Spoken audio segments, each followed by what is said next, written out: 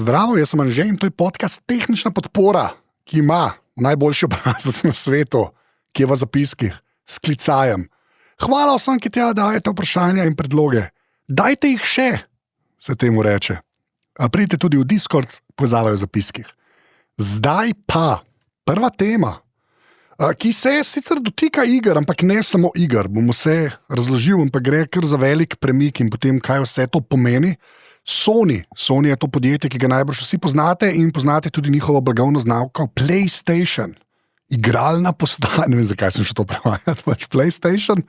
No, pri Sonyju so objavili novico, da bodo z januarjem 2028, se pravi ne ta januar, ki prihaja, tisti naslednji, prenehali prodajati pač fizično obliko iger, ne? In ko rečem fizična oblika, je to plošček, ki ga potem daš v konzolo, v svojo igralno postajo, poševnica PlayStation in igraš igro. No, tehnično gledano, to je kar pomemben podatek, za kar bom v nadaljevanju govoril. Tudi ko daš ta plošček v konzolo, načeloma prekopira vse na svojo interno shrambo konzola in potem iz tam igraš igro. Ne igraš je iz samega ploščka. Zakaj to razlagam in zakaj je to tako pomembna novica? Zato, ker bo to, saj po trenutni zakonodaji, do tega še pridem, dobesedno uničilo trg rabljenih špilov. Ne. Zdaj si ti kupil igro, po polni ceni recimo, si jo preigral, če je bila v fizični obliki, in potem si jo lahko tudi prodal. Ne. Ker alternativa, seveda v fizični obliki, se pravi ploščkom in ostalim medijem, na katere lahko dajo igre, je pa digitalna različica, ki jo pa enostavno preneseš s spleta. In to zdaj podpirajo vse te večje konzole in Sony in Microsoft, spravi PlayStation in pa Xbox, to so njuni konzoli. Obstajata tudi različice najnovejših teh konzol, ki jo lahko kupiš, ki sploh nima možnosti vstavljene ploščka. Spravi, tako veste, zdaj računalnik, ki nima več CD-roma, bom tako posploševal, ne. Lahko tudi tako kupiš konzolo, ki je digital only in pač ne kupuješ več fizičnih kopij iger. Zdaj si pravite, zakaj bi se pa Sony tako odločil? Ars Technica je imela par super člankov na to temo, sem jih dal v zapiske, prosim, pejte si pogledati sploh grafe, ki kažejo, koliko milijonov, ne v ZDA, seveda gre za podatke za ZDA, ampak dvomim, da je prav kaj drugače v Evropi ali pa v preostalem svetu, koliko pač fizičnih teh ploščkov z igrami so prodajali, ne, in leta 2009 so jih prodali 297 milijonov.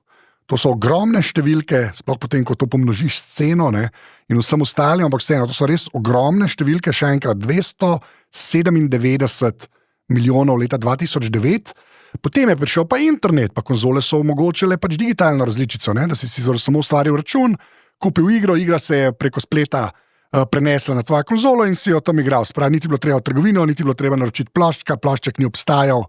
No in ta trend od leta 2009, ne, to je zdaj skoraj 20 let, bomo tako rekli, ne, v zadnjih 12 mesecih pa so prodali le 37 milijonov iger v fizični obliki, spravi ploščkov in vsega ostalega. Ne. To je pa konkreten padec. Samo da še enkrat ponovim, prej bilo to 297 milijonov v enem letu, zdaj pa v enem letu 37 milijonov. In Sony, zdaj če govorimo samo o Sonyju, je že leta 2012 zahteval od vseh, ki so dali igre na njihove platforme, na pač PlayStation in pa tudi PlayStation Vita, mislim, da takrat vam prišla, to je bil tisti mini PlayStation, ki si ga v roki držal, so zahtevali, da obstaja tudi digitalna različica. Ne? Ni bilo več mogoče samo fizične kopije prodajati, zadeva je morala biti tudi v njihovi trgovini. Zdaj Sonyju seveda to v interesu, zakaj? Ker ni rabljenih iger, do tega res še prijemo. In hkrati, ni treba sploh proizvajati teh ploščkov in ostalih stvari.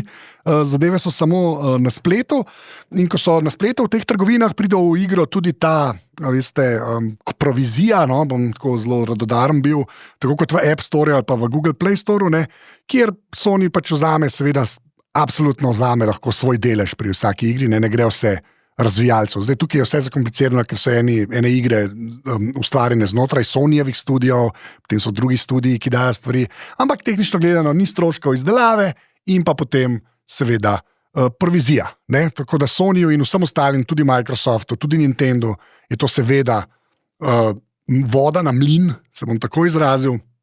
Ampak kaj pa to pomeni za nas?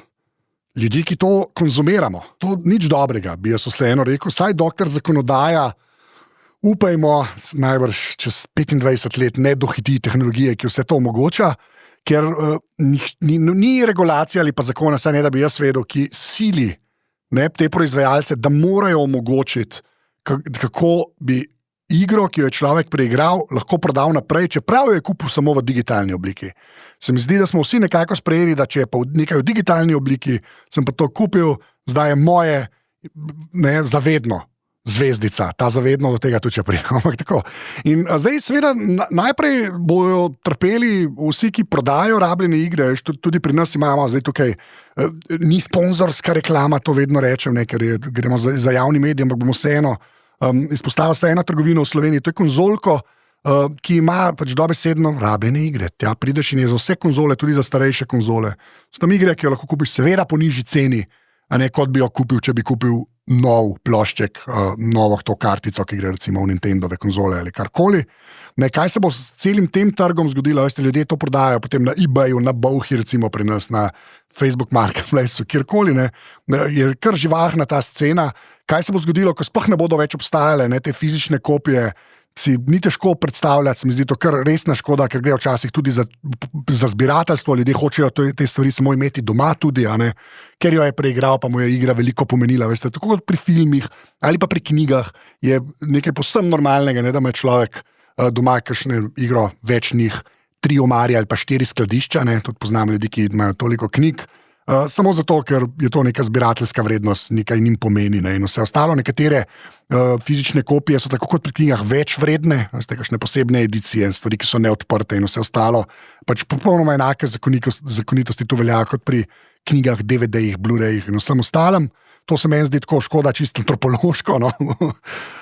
Predvsem je pa potem tisto, kar je pa najbolj pomembno, pa zato sem se tudi odločil za to temo, ki je tudi potem povezana s Sonyjem, čeprav moram reči, da to mogoče velja za vse te podjetja, ta podjetja, ki delajo na kakršenkoli način, karkoli od zabave, bom kar tako rekel, zdaj je to založništvo s knjigami, filmi ali serije ali pa igre, spravi zabavna industrija.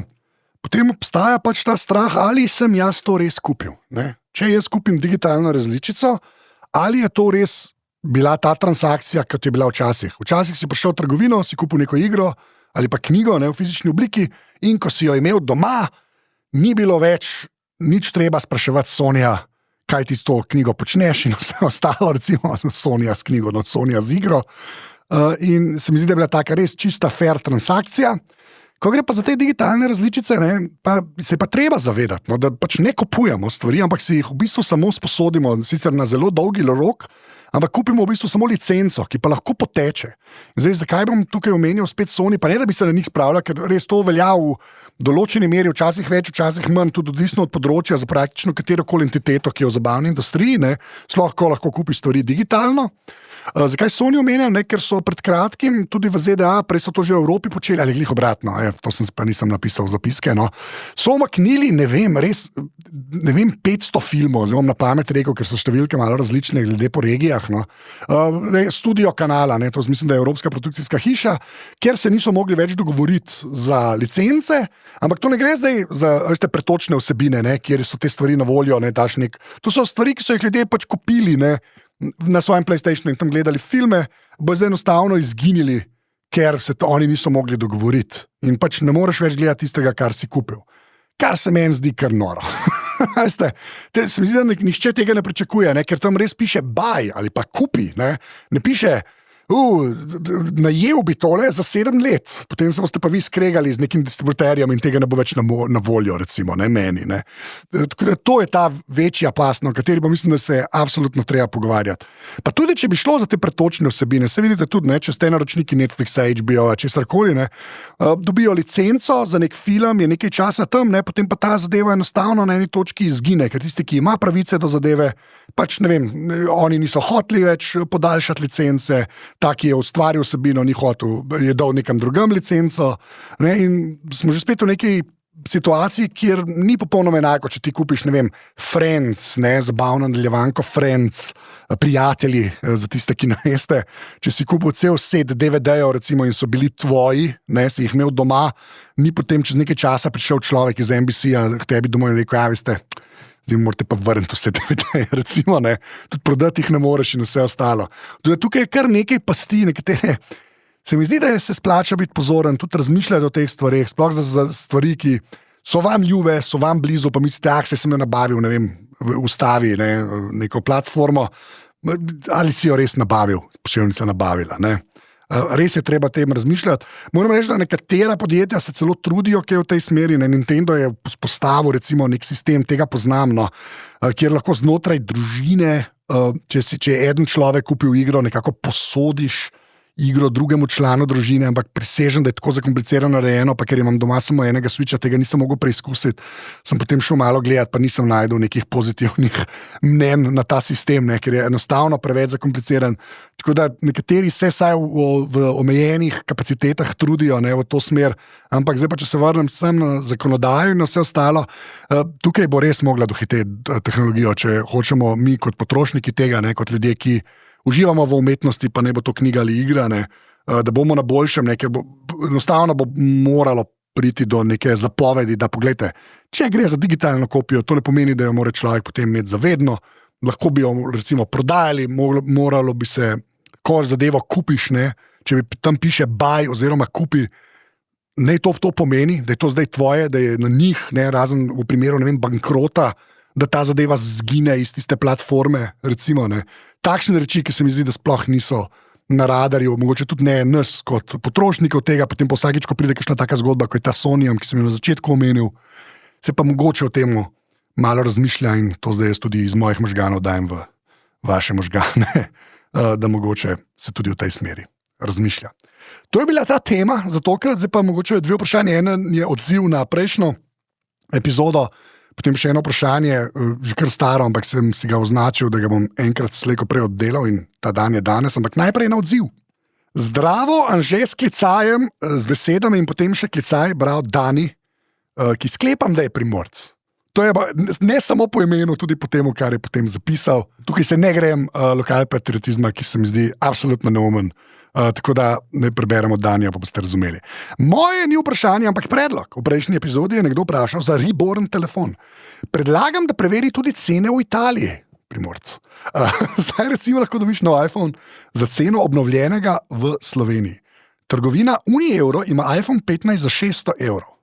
Pa ajde, najboljše vprašanje, če bi se odločil med iPhone 15 za 600 evrov in iPhone 16 za 700 ter iPhone 17 prav tako za 700 evrov, kaj je najbolj smiselna izbira? Hvala in lepo zdrav, Dani. Zdaj, dajmo zaupati Daniju in da ta Uni, kako je, kam se sem dal zapiske, Uni, to bom kar noter pustil, se opravičujem, ampak ja, Unieuro je ta trgovina, ki je sicer v italijanščini, jaz sem šel spletno stran pogledat, meni izgleda legitimno, ampak to ni odobravanje strani Anžeta, če greste v to, zaupate Daniju. Ampak očitno ima on izkušnje s tem, pa glede na to, da za vnaprej sprašuje.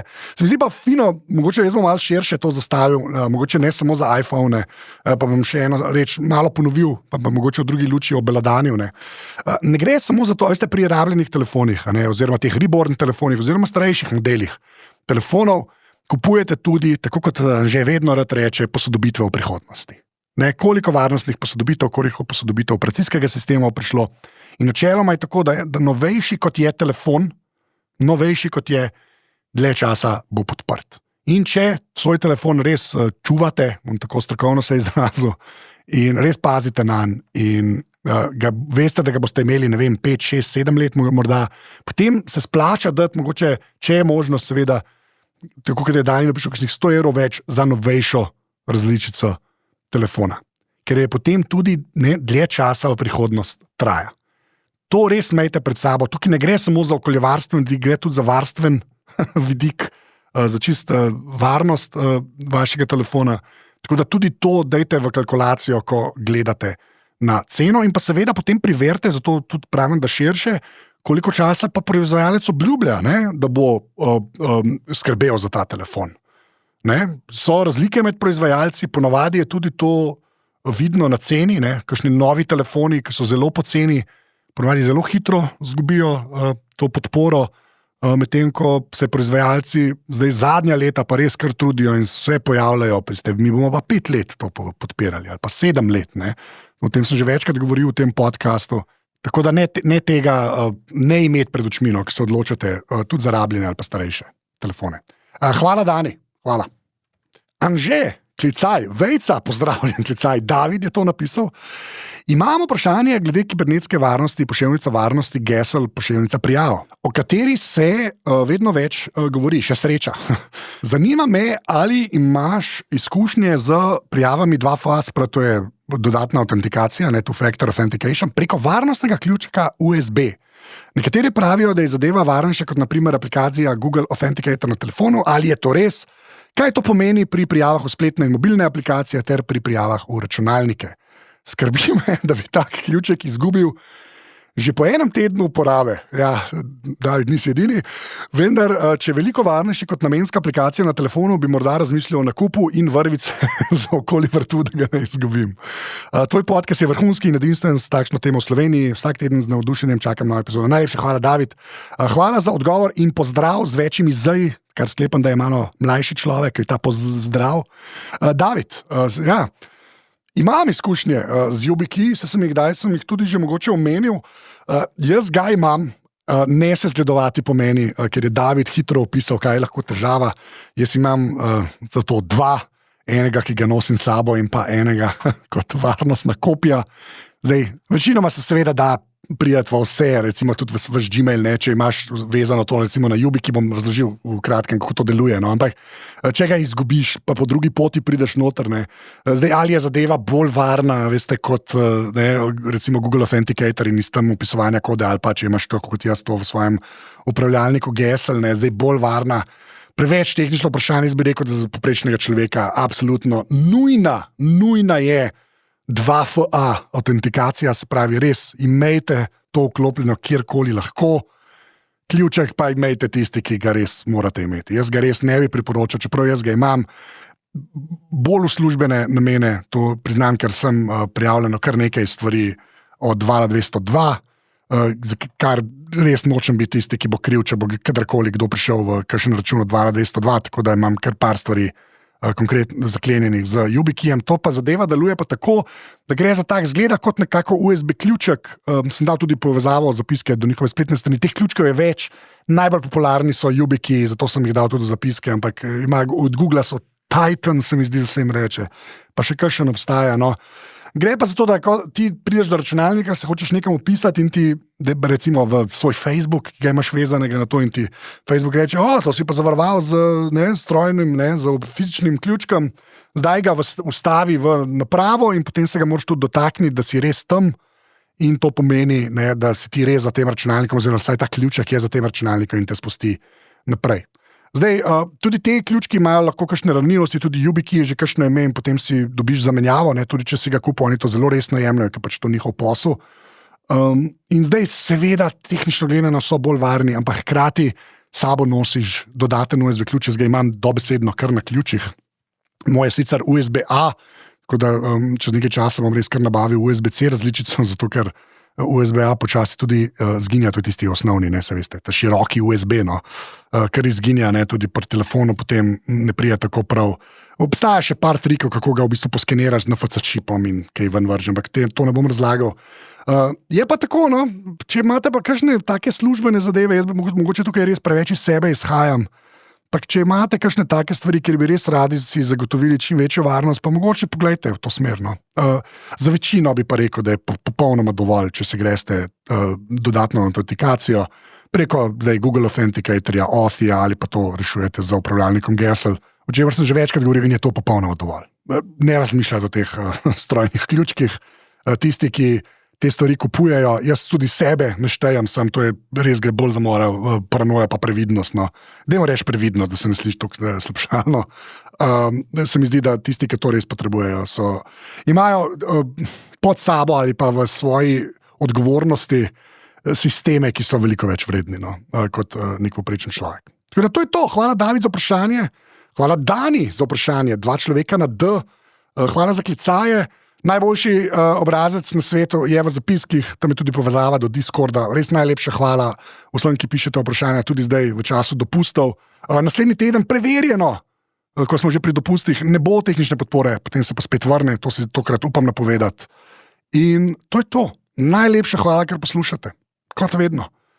Jaz ne vem, če z mojim glasom in tonom dam dovolj vedeti, koliko cenim, da poslušate podcast. In dajte ga komu priporočiti, ker če ti podcast priporoči nekdo, ki ga poznaš, ponavadi ne gre za šrot.